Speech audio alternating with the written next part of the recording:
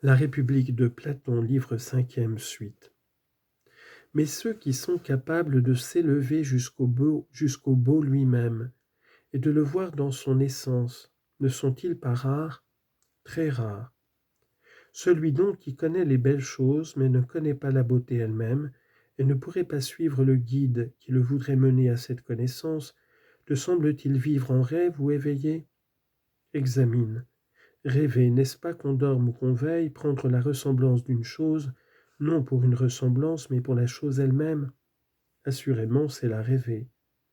Mais celui qui croit au contraire que le beau existe en soi, qui peut le contempler dans son essence et dans les objets qui y participent, qui ne prend jamais les choses belles pour le beau ni le beau pour les choses belles, celui-là, te semble-t-il vivre éveillé ou en rêve? Éveillé, certes. Donc, ne dirions-nous pas avec raison que sa pensée est connaissance, puisqu'il connaît, tandis que celle de l'autre est opinion, puisque cet autre juge sur des apparences? Sans doute. Mais si ce dernier, qui selon nous juge sur des apparences et ne connaît pas, s'emporte et conteste la vérité de notre assertion, n'aurons-nous rien à lui dire pour le calmer et le convaincre doucement, tout en lui cachant qu'il est malade? Il le faut pourtant. Eh bien, vois ce que nous lui dirons, ou plutôt, veux-tu que nous l'interrogions, l'assurant que nous ne lui envions nullement les connaissances qu'il peut avoir, que nous serions heureux au contraire qu'il sût quelque chose? Mais lui demanderons-nous, dis-moi, celui qui connaît-il quelque chose ou rien? Glaucon répond pour lui. Je répondrai qu'il connaît quelque chose. Qui est ou qui n'est pas? Qui est? Car comment connaître ce qui n'est pas? Dès lors, sans pousser plus loin notre examen, nous sommes suffisamment sûrs de ceci, que ce qui est parfaitement peut être parfaitement connu, et que ce qui n'est nullement ne peut être nullement connu. Nous en sommes très suffisamment sûrs. Soit. Mais s'il y avait une chose qui fût et ne fût pas en même temps, ne tiendrait-elle pas le milieu entre ce qui est absolument et ce qui n'est point du tout? Elle tiendrait ce milieu. Si donc la connaissance porte sur l'être et l'ignorance, nécessairement sur le non-être, il faut chercher pour ce qui tient le milieu entre l'être et le non-être, quelque intermédiaire entre la science et l'ignorance, supposer qu'il existe quelque chose de tel. Sans doute. Mais est-ce quelque chose que l'opinion? Certes. Est-ce une puissance distincte de la science ou identique à elle? C'est une puissance distincte.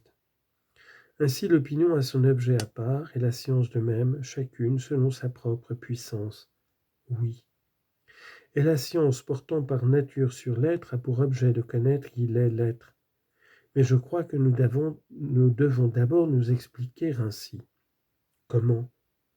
Nous dirons que les puissances sont un genre d'êtres qui nous rendent capables, nous et tous les autres agents, des opérations qui nous sont propres. Par exemple, je dis que la vue et l'ouïe sont des puissances. Tu comprends ce que j'entends par ce nom générique. Je comprends. Écoute donc quelle est ma pensée au sujet des puissances.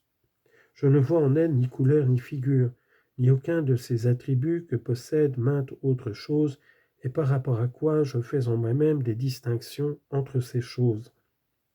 Je n'envisage dans une puissance que l'objet auquel elle s'applique et les effets qu'elle opère. Pour cette raison, je leur ai donné à toutes le nom de puissance, et j'appelle identique celle qui s'applique aux mêmes objets et opère les mêmes effets, et différente celle dont l'objet et les effets sont différents. Mais toi, comment fais-tu? De la même manière. Maintenant reprenons, excellent ami, dis-je. Mets-tu la science au nombre des puissances ou dans un autre genre d'être? Je la mets au nombre des puissances, elle est même la plus forte de toutes. Et l'opinion? La rangerons-nous parmi les puissances ou dans une autre classe? Nullement, répondit-il, car l'opinion n'est autre chose que la puissance qui nous permet de juger sur l'apparence. Mais il n'y a qu'un instant, tu convenais que science et opinion sont choses distinctes. Sans doute. Et comment un homme sensé pourrait-il confondre ce qui est infaillible avec ce qui ne l'est pas? Bien, repris-je, ainsi il est évident que nous distinguons l'opinion de la science. Oui. Par suite, Chacune d'elles a par nature un pouvoir distinct sur un objet distinct, nécessairement.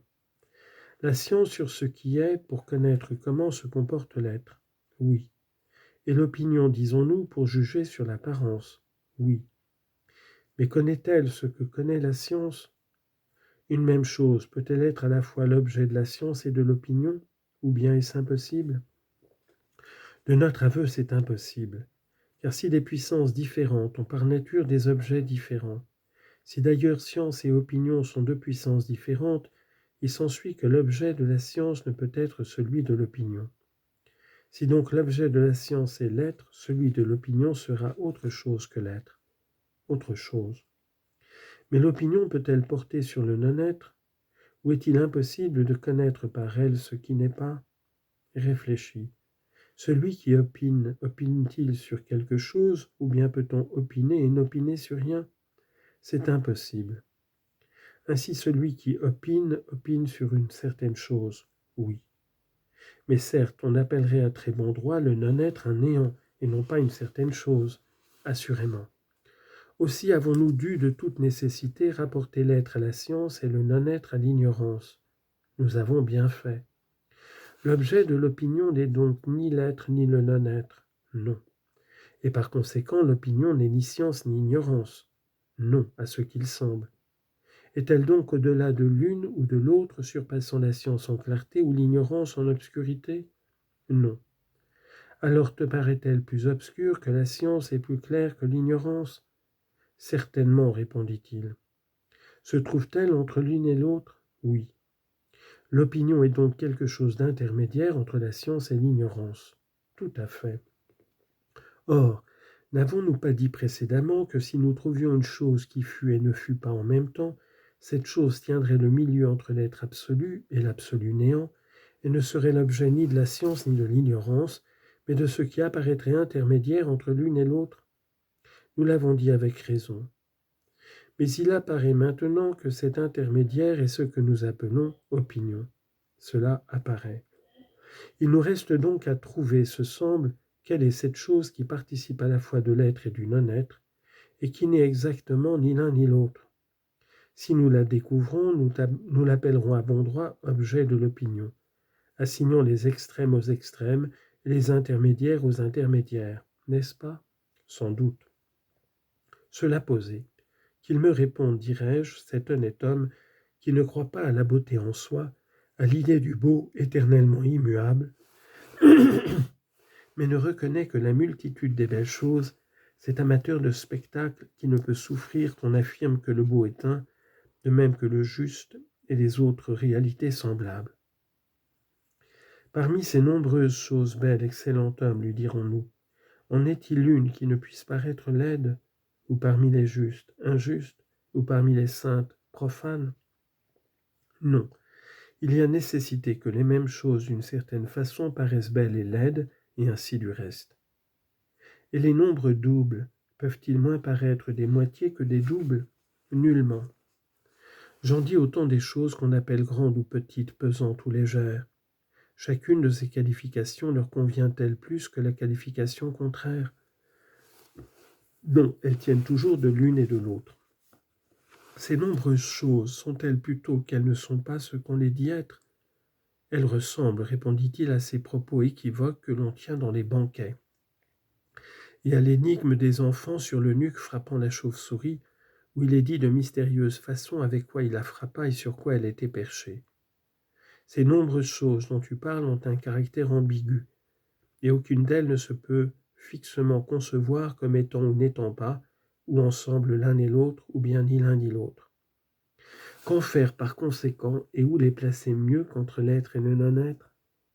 Elles n'apparaîtront pas plus obscures que le non-être sous le rapport du moins d'existence, ni plus claires que l'être sous celui du plus d'existence. Certainement non.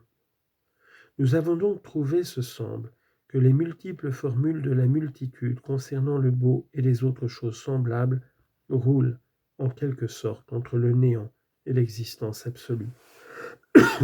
Oui, nous l'avons trouvé.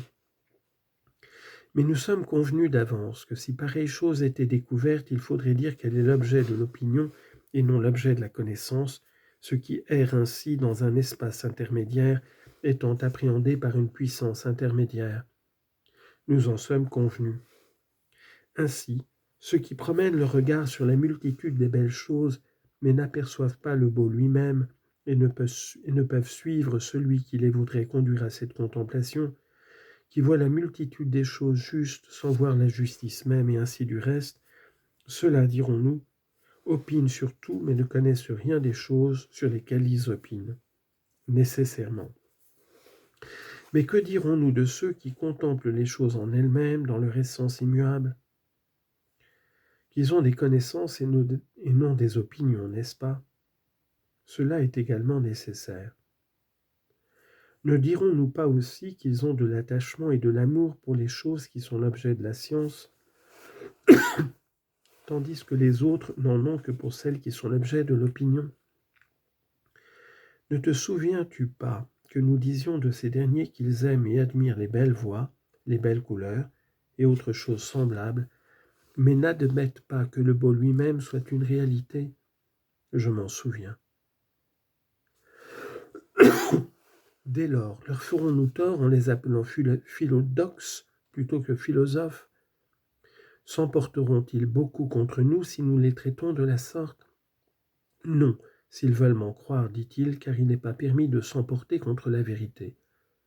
Il faudra donc appeler philosophes, et non philodoxes, ceux qui, en tout, s'attachent à la réalité, sans aucun doute.